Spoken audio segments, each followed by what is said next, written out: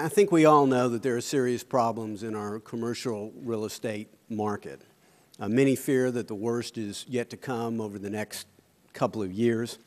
This may be true. On the other hand, I think I have noted that REITs are up 7.7% this year, where our major equity indexes are pretty well flat. I read recently that J.P. Morgan, Goldman, and Citi are at least seemingly returning to the securitization market. So how bad things are, relatively speaking, I think to some extent it's hard to tell.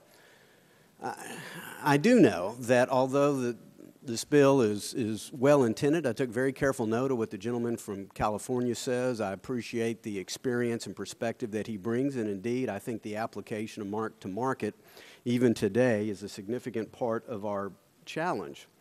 But I fear at the end of the day that we are looking at one more taxpayer backstop, perhaps one more taxpayer bailout, that I'm not sure. In fact, I feel quite dubious that it's going to be worth the cost.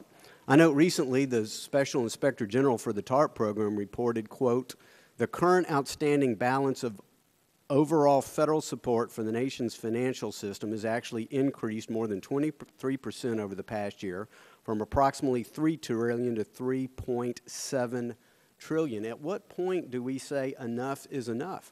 There are many people who benefited on the upside of the run-up of the commercial real estate market. They enjoyed the upside, and now they want the taxpayer to be exposed to the downside.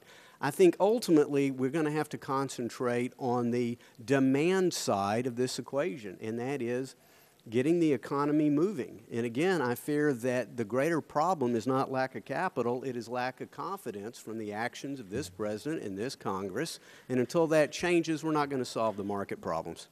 Gentleman's time.